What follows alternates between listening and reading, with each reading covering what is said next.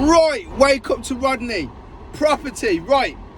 So, Rachel Reeves got absolutely smashed the other day because she made a comment and she said, there are enough houses for British people. That's what she said. Because she was asked if we're building 1.5 million homes, yeah, and a million illegal immigrants are getting hotels and whatever, getting spaces in hotels, yeah, is there enough housing for British people? Rachel Reeves says there is enough housing for British people. Right, so let me give you the business understanding of that. So the reason being, the reason why there is enough housing for British people. The problem is there isn't enough housing for British people who can't afford those houses. That's where the problem comes. And you cannot match. So if there's 35 million or 30 million people of house buying ability, and there's 30 million houses, yeah, then you need that so that people can migrate up. You don't want people to migrate down because the government makes money on stamp duty, yeah. The government makes money on property tax and capital gains tax. When this video is not about that, but my point is, the government needs to make money on people buying up. Now, the people who can buy up, for example, like myself, so 2-bedroom flat, 2-bedroom house, 5-bedroom house, yeah, to 5-acre farm, for example, yeah. So, and every point, every junction, yeah, I'm giving a large chunk to the government, yeah, at every junction. And it goes up at every junction, yeah. So let's say the first one, the government made 10 grand. Second one, government made 30 grand. Third one, the government made 50 grand. The next one, the government are gonna make 80 grand. Yeah, that happens every day, 100 times a day, with people buying houses, moving on. So the government knows it needs the middle class to have ambition, to want to move, to relocate, to buy bigger houses, to have more children, to do that. They need the middle class to do that. There needs to be a migration from working class to middle class. So the government know they need that. And that is happening, so they don't need to do anything. So the government also know that that's going to happen regardless. So what the government are doing, they're squeezing the middle class for every single penny they can, because they know that we're always going to do it. It's part of our DNA. We want to move up. We want to have the best for our children. We want to put our children to be better than us. We want our children to live in a nice area, to go to nice schools, to not have some kid with, nothing against kids with ADHD, but some kid with ADHD disrupting the class. Yeah, whatever, yeah. The middle class want that for their children. So we're always moving up. We're the ones buying brand new Teslas. We're the ones buying Range Rovers. We're the ones buying brand new cars and leasing and all of that type of thing. Now, working class, you need them to be ambitious so that they can move up as well. So with the working class moving up, yeah, that's why stamp duty is lower. That's why people who first buy their house, there's no stamp duty at all, I think. That's why there's incentives, yeah. Now, so they're not quite being squeezed because they've been given incentives to get on that ladder. That's why it's called the property ladder, right? So there is enough houses. Now, the houses that the government are going to build, yeah, are for those working class people to move up. Now, working class people generally are working class, low to middle skill roles, but excelling to higher skills. Yeah. So there's some level of skill, there's some level of wage, there's some level of ambition, and they want to move up, keep working up. Now, the people that the government couldn't just throw in crumbs to and couldn't care less about, yeah, is the, well, whatever class you would call underneath working class. Yeah, unemployed, this people claiming disability allowance, PIPs, all that type of thing. They see those people as a burden. They see those, and to some extent, not all, but some percentage of that people are a burden, because some of those people could become working class if they put their effort in, if they started applying themselves in a way that they currently aren't. Yeah, those people who want to work will relocate, will work. And that's a fact. Those people who want to work will relocate and will work, because the work is out there. There's work. There's jobs out there. Right now you've got a proportion of people, yeah, who for whatever reason can't work or don't want to work. Now, that might only be 100,000 people. That might in the UK. That might only be 100,000 people, but the 1.4 million unemployed get tarred with the brush that the same as that 100,000 who literally don't want to do anything. That's where you've now got the issue. Yeah, because so think to yourself, out of that 1.4 million people of working age who aren't working, what is the reason why they aren't working?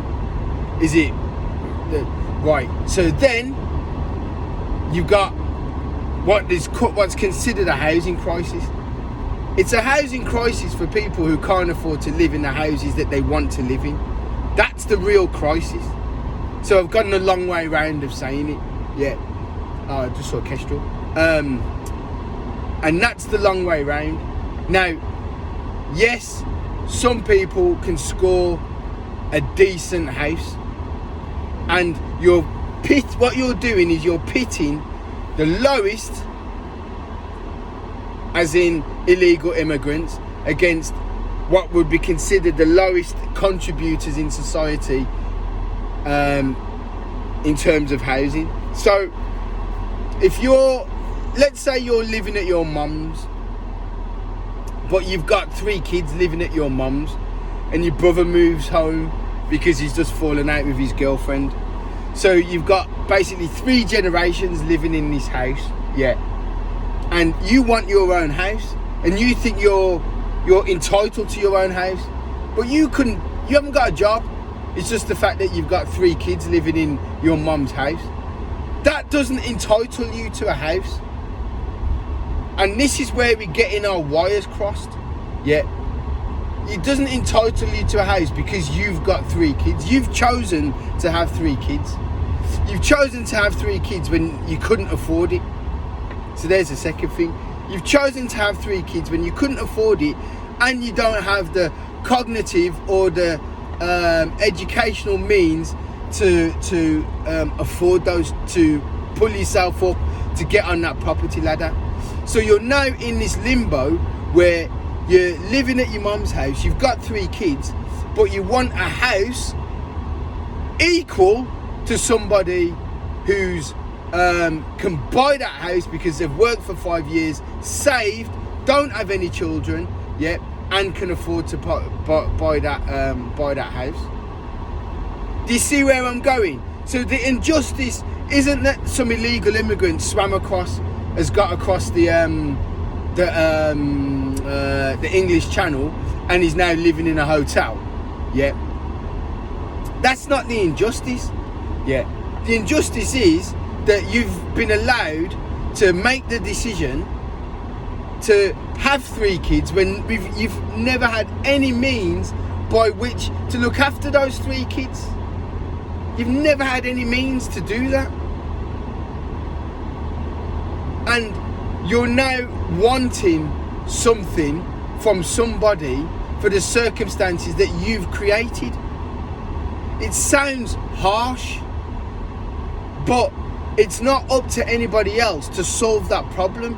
You have to solve that problem. Now, the help available to you should be in terms of training, should be in terms of should be in terms of redeployment, should be in terms of migration, in terms of somewhere else around the country. Yeah, but you don't want it. I'm from Warwickshire, I want to stay in Warwickshire. But there's no 3-bedroom houses in Warwickshire for you to go and live with your 3 children without a dad, single parent, blah, blah, blah. Yeah. And as soon as you move into the house, you're going to bring that dad back anyway. I'll give you another example. And I think I've told this story before. On my estate, a mum from Birmingham, she was domestic violence, so she was removed, and it was she moved to a place where she, anonymous, where she's not supposed to tell anybody where she's moved to. So she's now got this. She's her and her son. She's moved from part of Birmingham where she was a victim of domestic violence, and she's moved to this lovely brand new house away from it all. I've told this story before. One night she feels a bit lonely. Yeah, she hasn't gone out, she hasn't made any friends, blah blah blah. So she phones because she feels lonely the boyfriend, the father of the child, who she was moved away from because of the DV. What happens? He comes back. Now he knows where she lives, so he comes over, and lo and behold, the behaviour that he was showing before, he starts showing again. And she, police are called, 14 police cars, blah blah blah. So she had a great opportunity to be away from all of those things. She couldn't control herself. She had to make a poor decision and destroy it for her son. So she's not thinking about a child. So she's destroyed it for her son, destroyed it for herself. She was one of the lucky ones because she moved to a lovely area, got a lovely house, was in a lovely school, and destroyed it all. She now moved, or has been moved.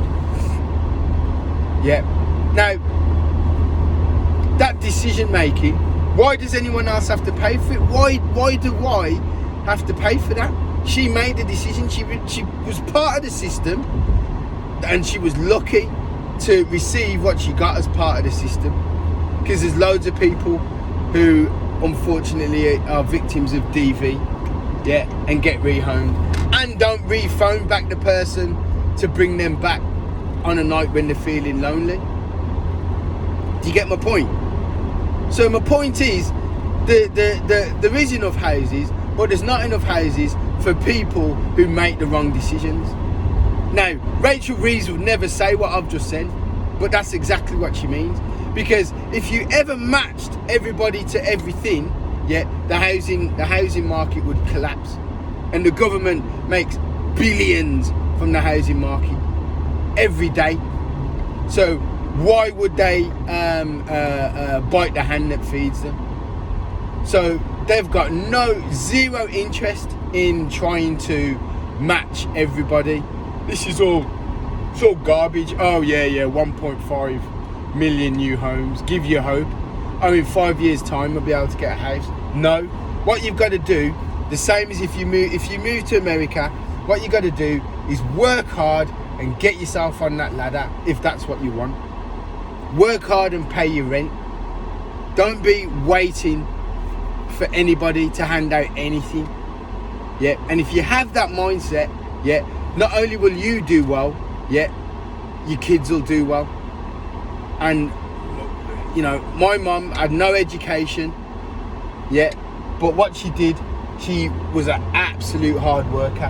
My mum worked so hard, and she always wanted to get on the property ladder. She was always wanting to buy a house. She just wasn't lucky. My mum just wasn't lucky. And when we did finally get a house, we just kept getting burgled and all sorts of things, and it was just one nightmare after another. But all her kids have houses. All her kids, you know, are professional. All her kids have you know, education and whatever. So my mum, all her hard work passed on to us. All her dedication passed on to us. All the books that I were bought passed on to me. And that is, if you're a parent and you're watching this and you're one of these people who, like I said, in that bracket, just start working hard, inspire your children to do better. Listen, I gotta go. Like and subscribe, guys. See you in a bit. Bye.